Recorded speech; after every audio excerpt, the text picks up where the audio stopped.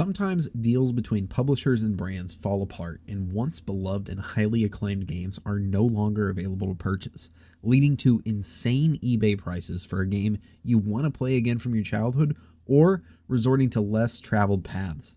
Nonetheless, when these things happen, games are forgotten, lost, which is sad to see for some of our games that may have been important to you growing up. Today, we are going to be looking at the Transformers games you cannot play anymore. Activision had long been the publisher of Transformers games for Hasbro, but sadly in 2017, their publishing deal came to a close and the games were pulled from all digital storefronts. So, with that out of the way, on to the games. Developed by High Moon Studios, War for Cybertron was the first game in Hasbro's new aligned continuity, which sought to create a sole Transformers universe that all media would exist in, besides the Michael Bay movies. Released on June 22nd, the game was praised for its throwback design to Generation 1 Transformers and Gears of War style gameplay. This game, unlike other Transformers games, does not feature two separate storylines for the Autobots and Decepticons. The game instead lets you pick which point in the story you would want to play. The 10 chapters are evenly divided between Autobot and Decepticon, with the Decepticon missions coming first chronologically. You could play the Autobot half first, but it would feature spoilers from the Decepticon portion. The game covers the ancient war between the Autobots and Decepticons, giving us perhaps the best look we have ever gotten on what the war for the Transformers home planet was like, and to some extent, what life was like on the planet. This is the only of these Transformers games we are covering today to feature full co-op campaign support with up to 3 players.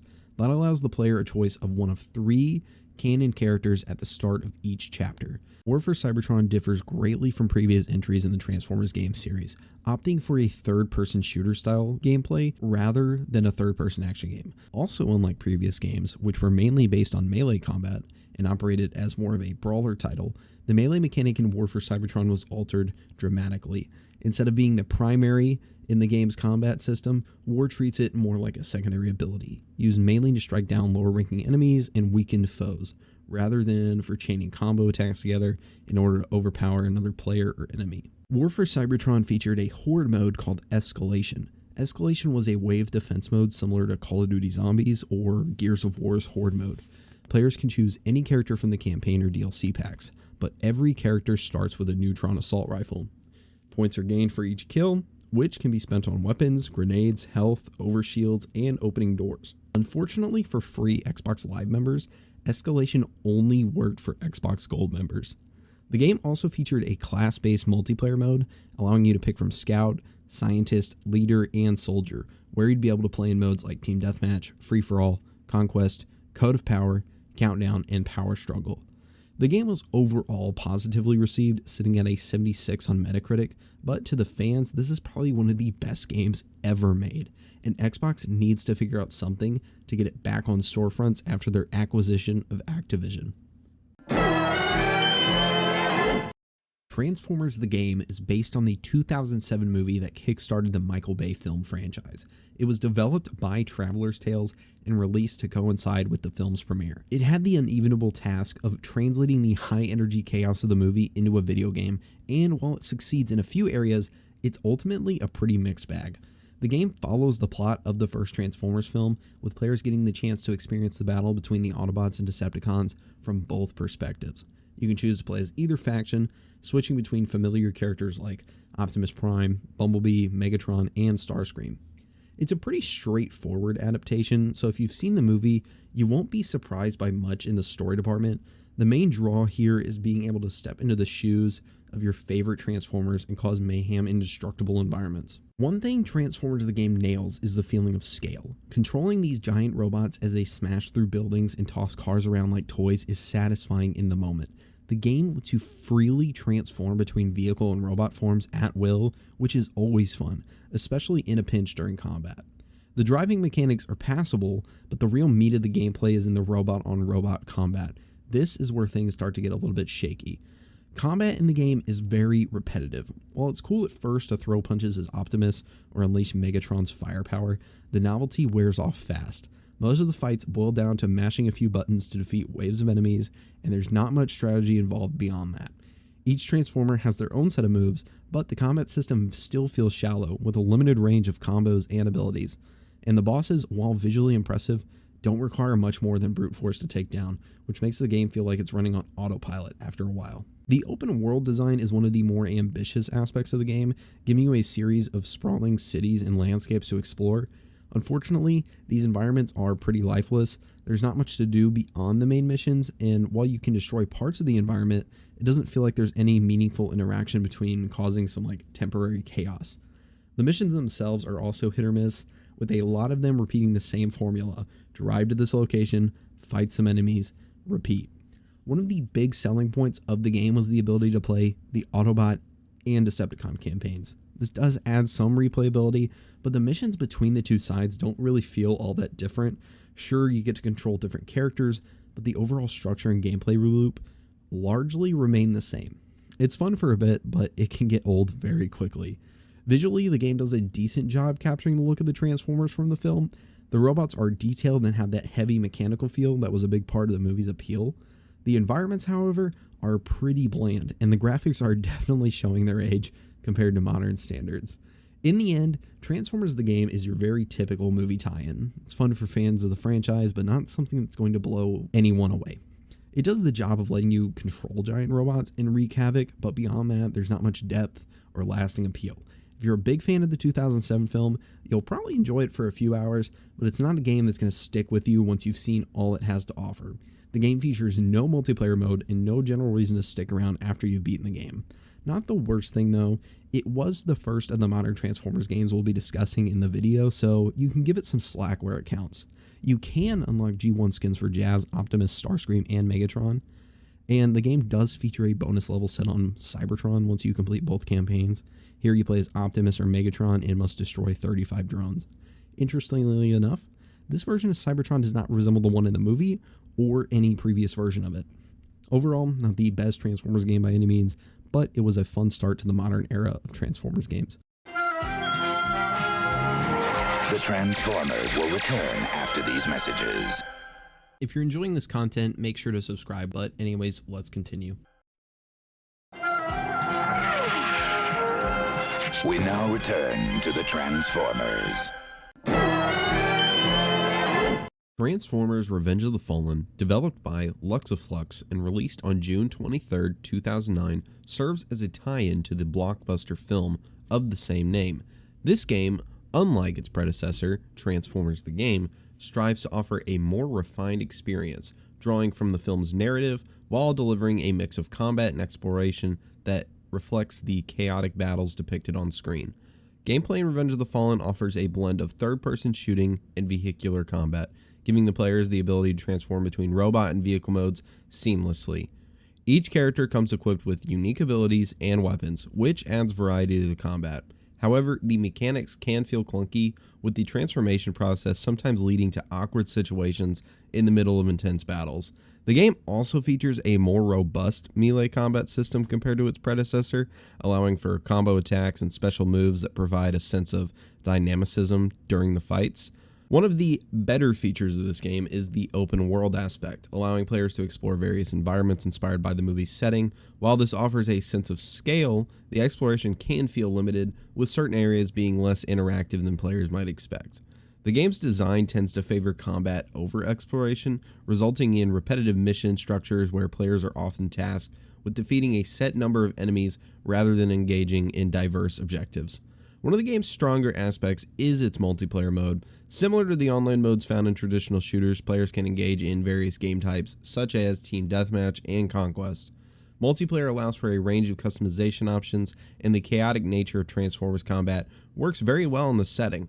The ability to switch between robot and vehicle forms adds a layer of strategy to multiplayer matches, making it one of the more enjoyable parts of the game.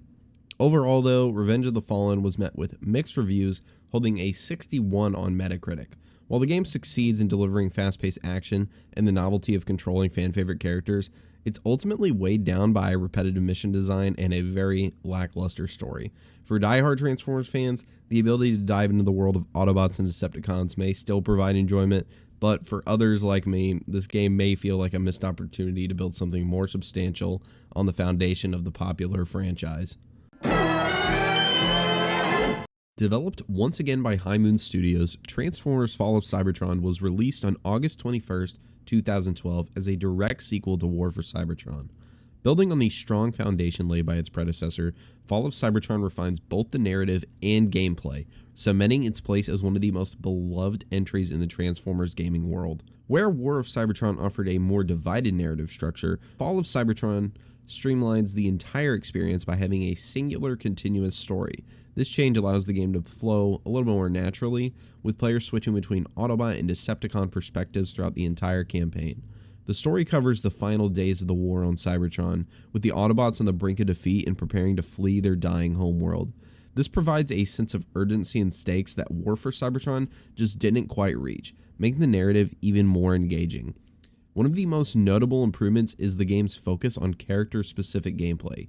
Each mission centers on a unique character and their abilities, which adds diversity to the experience. Players can control a wide range of favorite characters like Optimus Prime, Bumblebee, Megatron, Starscream, and even Grimlock. Grimlock's levels stand out in particular as they introduce a slower, melee-focused style of play that contrasts pretty sharply with the gunplay of other characters, providing some of the game's most memorable moments.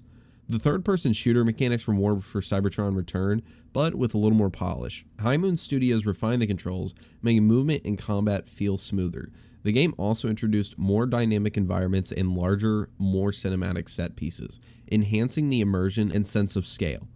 Multiplayer also makes a return, though some changes were made. The class-based system from War for Cybertron remains, but the customization options were expanded significantly, allowing players to build their own unique Transformers.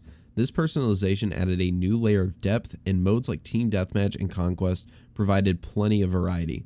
Unfortunately, the fan-favorite Escalation mode saw some tweaks that divided the player base, with some preferring the original Horde-style mechanics from War. While Fall of Cybertron was generally well-received, earning a 80 on Metacritic, some fans felt like it didn't innovate enough. However, its emotional storyline, character-driven gameplay, and refined mechanics ensured that its legacy as a highlight of the Transformers gaming world. Like War for Cybertron, this game has been pulled from digital storefronts, but remains a fan favorite that many hope will return through future re-releases. If Xbox can leverage its acquisition of Activision to bring both War and Fall for Cybertron back, it would be a dream come true for longtime fans. Transformers Dark of the Moon was developed by High Moon Studios and released in 2011, and it was designed as a prequel to the third movie in Michael Bay's franchise. Coming off the success of War for Cybertron, High Moon took a different approach with this game, blending their more grounded combat mechanics with the film's very over-the-top action. Unfortunately, Dark of the Moon doesn't quite live up to the expectations set by their previous efforts, but it does manage to deliver some fun moments for fans. The story in Dark of the Moon bridges the gap between the second and third movie, following the Autobots and Decepticons as they hunt for ancient Cybertronian technology on Earth. You'll spend time playing on both sides, controlling familiar characters like Optimus, Bumblebee, and Megatron. The plot is serviceable, hitting some of the big action beats you'd expect from a tie-in, but it doesn't do very much to stand out, and if you're not already invested in the movie universe, it's very easy to lose interest. One of the more interesting additions in this game is the new Stealth Force mechanic. Unlike previous titles where you either fought in robot form or zipped around in a vehicle, Dark of the Moon lets you use a hybrid mode that combines the mobility of a vehicle with the firepower of the robot. This mode is a very nice twist, giving players more flexibility in how they approach combat. But it's not always executed smoothly. Sometimes the transition between modes feels awkward, and the controls can be a bit finicky when you're trying to switch on the fly. Combat itself is very much in line with what we saw in War for Cybertron, with a focus on the third-person shooting. It's still satisfying to blast enemies as Optimus or tear through foes with Megatron's brute force, but the game doesn't do much to innovate beyond what High Moon already accomplished in their earlier title. If you enjoyed the gunplay in War for Cybertron, you'll feel right at home here. But the campaign does tend to fall into repetitive patterns, with a lot of the missions feeling like same objectives repeated in different settings. Speaking of settings, the environments in Dark of the Moon are fairly bland. You'll see the typical industrial complexes, city streets, and forests, but none of the levels really stand out visually or offer much variety in terms of design. It's functional, but it doesn't do much to elevate the experience beyond generic action game.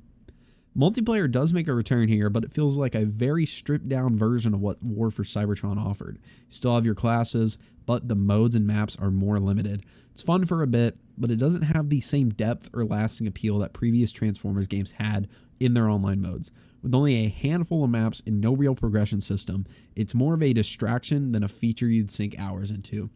At the end of the day, Dark of the Moon is a very competent movie tie-in game, but it doesn't do anything really exciting.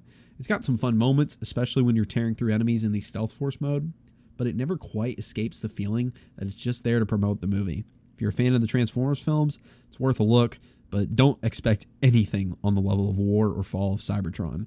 It's a decent ride, but not one you'll remember for long.